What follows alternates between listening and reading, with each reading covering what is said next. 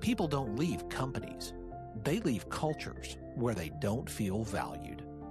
Welcome to the Appreciation at Work podcast, where we share real stories from leaders building workplaces that teams don't want to leave. I'm your host, Dr. William Attaway. It is an honor today to have Sheryl Driggers on the podcast. Sheryl is a keynote speaker, leadership coach, and entrepreneur with 25 years of business leadership experience. In 2001, she co-founded a collision repair company in Tallahassee and helped it grow from a single shop into 3 thriving locations before selling the business in 2021. Today, she brings that real-world experience to her work with Collision Advice, where she helps leaders create cultures that customers love and teams don't want to leave. Sheryl, I'm so glad you're here. Thanks for being on the show. Thank you so much to have me. It's an honor. I would love to start with you sharing a little bit of your story with our listeners, Sheryl. I hit a couple of the high points there, but tell us about you and what you do. Yeah, absolutely. So my husband and I, with one other partner, as you mentioned, opened a collision repair shop in 2001. My husband and I had been married for 1 year before we opened our first collision center. We were traveling in different directions over that first year of marriage and looking for a business opportunity to do together where we would actually see each other. And so when we opened in 2001, he kept doing what he was doing for the first 6 months.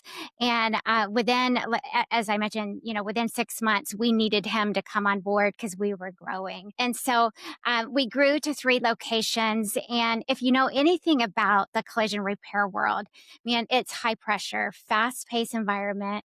You've got technicians and estimators, front office team, dealing with insurance companies, the bill payers, and then stressed out customers who've had a disruption to their life. And early on in my leadership, I thought leadership was about, being the first one there in the morning, the last one to leave, being the most committed, the hardest worker there, hitting the numbers, getting things done. I was all about outcomes and results. And I'm naturally a pretty competitive person.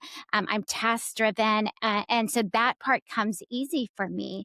And what didn't come as naturally was the people side, really understanding what makes people feel seen, heard, and valued, and really what it looks like to create a work environment where people didn't want to leave. I didn't understand that early on in my leadership journey. I was 26 years old when we opened our first location. So Wow. I didn't have, a lot of leadership training. I had a business degree with a specialization in marketing. My goodness. What a journey. Yeah. So how did you first hear about the 5 languages of appreciation? Yeah, so I first heard about it. Well, I read the book, The 5 Love Languages. And then later on, I heard about the work that Dr. White and Gary Chapman had done with the Appreciation at Work. As I mentioned, I am wired to get things done. And so slowing down to think about, okay, how people really feel wasn't in my comfort zone. And after reading the book, The 5 Love Languages, and then realizing that there is one, The Appreciations at Work, I really started digging in to see, okay, how can I really grow in my leadership, my leader skills, and start creating a place where people want to come to work?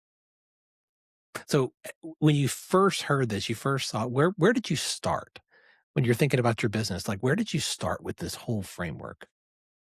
So for me, it was having a mindset shift, right?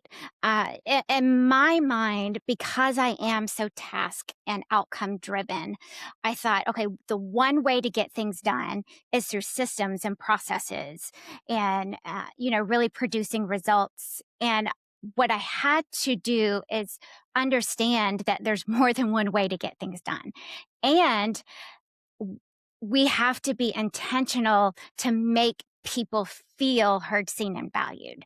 And so for me to be able to do that, I had to learn a skill, that appreciation skill, right? That, Mm, that wasn't something that just came naturally, but it doesn't for all people, but it's still a skill that we have to learn as leaders because it's our responsibility to create that environment to make sure that people do feel appreciated. that's so true. Before you came across the book, before you learned the languages, how did you typically try to show appreciation in the workplace? Well, so, we did all the things, right? We did, employee of the month. We would, do lunches, the basic things that a lot of organizations do. What I didn't realize is that there was a disconnect of someone, necessarily, well, number one, how everyone receives appreciation differently, right? And then number two, making it personal. So, in my mind, we were good at recognizing performance or, when we met goals, but I wasn't good at appreciating someone for them just as who they are. Right. I had a technician several years ago after we had sold talk to me about the company that he's working for, and he told me something and it just made such perfect sense and helped me connect all the dots. He said, I get recognized for the work that I do for the company, but I don't get any acknowledgement for who I am as a human being. Mm, my goodness. Well, and that's the distinction, right? Between recognition and appreciation right there. Absolutely. Can you think of a time that as you began to push this in, that it really just seemed to click and you're like, oh my goodness, this is going to change our culture? Yeah.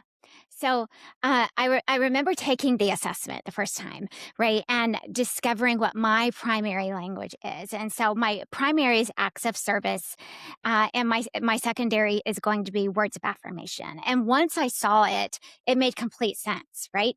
I naturally take on a lot. I always have, and what I need most from someone is for just jump in and help without me having to ask. I'm a work in progress, so I've gotten better of asking, but I typically am not going to ask for help. And so that's how I feel valued is acts of service. And then on the other side, I also have a part of my personality that I am a people pleaser.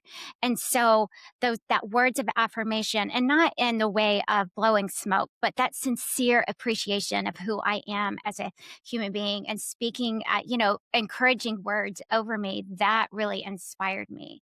So I realized that, you know, everyone is different in how they received appreciation. And so a public shout out, in one of our meetings would sometimes embarrass somebody. And it didn't click until I had this language to really put a framework around, okay, why don't they want to be appreciated publicly? It's because we're all different. That's so good. Now you work with leaders of so many different companies. Where do you see leaders most often get this wrong? They may have the best of intentions, but where are they getting this wrong? So I'll speak from where I got it wrong for years and where I see other leaders. So, first and foremost, as leaders, we keep our calendars packed full. And for me, and what I've seen in other leaders is we haven't made space in our calendars to actually build relationships with people, to stay curious, and really get to know the people around us. And so that's the first place that I see leaders getting it wrong, right? They don't allow that space for them to actually build a healthy working relationship and understand and get to know their team members. Secondly, what I see is they take this general recognition, right? Telling someone good job means very little. But if I am very specific of, hey, I really appreciated how you came through for the team, yesterday, of making sure that we had everything we needed to get that vehicle returned to the customer, right? Making it very specific in what they did and how you appreciate them, either for what they did or their character of who they are, how they show up every day and their energy. And they're ones that, will inspire the team instead of, drain the energy out of people. And so it has to be very much personal. That's good. When you talk to leaders about this, and maybe in your own experience too, some of the pushback we hear is that it just feels forced. It doesn't feel natural. So I don't feel like I'm being authentic when I'm operating outside of my preferred way of receiving appreciation. Do you hear that? And what do you recommend? Yeah, for sure. And so, as a leader, we are responsible to grow as human beings, personally and professionally. And that means are getting out of our comfort zone. And so, I wasn't one that was naturally building relationships with people because I'm naturally super competitive and, task and systems focused. But I also understood that I needed to grow in that skill of appreciation. And so, I would say to those leaders, and I do, that there are things that we need to grow in our skills, right? We expect our team members to be, continuously training and improving, and we need to do the same thing. And that's part of growth, And what a challenge, I think, for every one of us to maintain that teachable spirit for and sure. understand that every one of us has room to grow in more than one area Yeah. if we're And willing I to think it receive that. goes to we have to have that, that spirit of humility, right? We have to have confidence that we have the vision and we are the right person to lead, but we also have to have that spirit of humility that I don't know everything and I have room to grow and I have things I need to learn.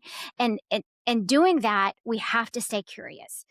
That's one of the most impactful things that I learned is Cheryl, stay curious in every situation in life, asking good questions. And that also in turn makes people feel seen, heard, and valued. What good advice. I think curiosity is an underutilized tool in a leader's tool bag. That's so Absolutely. good. Well, That's so and good. also when you staying curious, there's another side of that because when we're asking questions, we can't just be on autopilot where whatever they're saying is going in one ear and out the other. But as human beings, how often do we actually listen like that? Right. Where Mm, even mm. whether it's, in a work setting or in a personal settings, we are on autopilot and our mind is going a million different directions. And we hear key words and then we just start regurgitating, whatever's coming to our mind when we really didn't truly hear what they said. Mm. That's well said. We've been talking so much about this from the context of leadership because that's the world that we swim in, you know. But I know there are people listening to this show who may not be the point leader or the manager or the supervisor. If somebody's feeling undervalued at work, they don't feel seen, known, and heard, where should they start? So for me, I believe that every single person on the team can impact culture. Right. So there is something that I learned from Craig Rochelle, who is a leadership expert and actually a Yeah. pastor out in Oklahoma. He talks about leading up because you're right. We're not all in positions where we are the one to make the decisions. And so if I'm someone and I'm on a team and I don't feel appreciated, the first place I'm going to start is making sure that the people around me do. And so when I'm intentional to express that appreciation, to make sure that I'm listening well, I'm being curious, then people are going to pick up on that, right? That's going to be infected into the culture. And that is one way that you can influence the other people around you. You don't have to have a title in order to influence. John Maxwell says it best that we're all leaders because we all have influence over someone. A lot of people hear this, and sometimes the managers, the supervisors, the owners are like, "Yeah, that's nice. That's great. This whole culture thing, that's great." And we'll get to that. We just don't have time for that right now because we're focused on the main Yeah, thing. sure. How have you seen a culture of appreciation impact things like performance and retention and even the bottom line? Yeah. Well, it's huge. So when I do interact with leadership who thinks that it's soft or not necessary right now, again, I stay curious and I ask them, hey, go look at your turnover numbers, right? Um, Tell me Good. about your employee engagement scores. because the cost of losing good employee, you've got recruiting costs, training costs, lost productivity, team morale. It's enormous, the cost of that. People don't leave companies, they leave bad cultures where they don't feel valued. And so I would encourage everyone that appreciation isn't a nice to have, it's a retention strategy. And it's an engagement strategy where it's directly tied to our bottom line. Seen it over and over and over. What I love listening to you talk about this, Cheryl, is that you're talking not just from a professional point of view, but you're talking about how this has really changed you as a person. I love that. Yeah. So my journey has absolutely made me a more patient person, a more patient wife, and a more patient mother. Even, I have two kids, back when I really started on this journey of I want to become a leader who's making a positive impact, because I realized the negative impact that I was having on the people around me, whether it's my team members or my family, because I'm a perfectionist. I am driven. I am focused on the outcomes and the results. And what I realized is that people around me would say, including my children, nothing is ever good enough for her. Right. And so when I realized the impact that that was having on the people around me, especially the people that are closest, that is what helped me understand some of my blind spots and be committed to growing and being more patient and staying curious. I've said that several times, because that's been one of the biggest things that has made such a positive impact on the people around me, of just staying curious, to get to know them, to get to know some of the whys behind maybe a performance issue. Because usually, if there's a performance issue, there's a root, right, that's causing that performance issue. And being able to just ask good questions and then listen. I can still empathize with someone even if I don't agree with them. I can still make them feel heard. And Stephen Covey again said it best. We want to, uh, you know, make them feel understood before we try to make them understand us. That's such good advice. Cheryl, you have dropped so much wisdom and insight in this conversation, and I'm so grateful to you for sharing this. People typically walk away from an episode like this with one big idea. If you got to decide what you wanted that one big idea to be, what would you want people to walk away with? Stay curious. uh, Ask good questions, and then not only ask good questions but really listen to the answers, to understand what's behind some of the answers. And the more that you practice, the more that you do this, the better that you will get. And you will be surprised of how people will feel in a conversation after having a conversation with you. And really, that's what it's all about, right? It's about, bringing out the best in people. And I would say being able to stay curious and then coach them through any performance gaps, versus what I see so many times in leadership is there's a punishment when there's a gap between performance and goals. Of, hey, we're coaches, right? We come alongside and we coach and we help them, you know, really get to where they need to go. Hmm. So well said. I know listeners are going to want to learn more from you and stay connected to you and learn more about your work and what you're doing. What's the best way for folks to connect with you? So I'm on LinkedIn at Sheryl Driggers. My website has information about my speaking and coaching at SherylDriggers.com. And then if you're in the collision repair world or automotive space, there is a collision advice link on my website. And if anything we talked about today, resonates with your listeners, I would love to connect. We'll have those links in the show notes. Cheryl, thank you so much for your time and your generosity. Absolutely. Thank you so much for having me. It was such a fun conversation.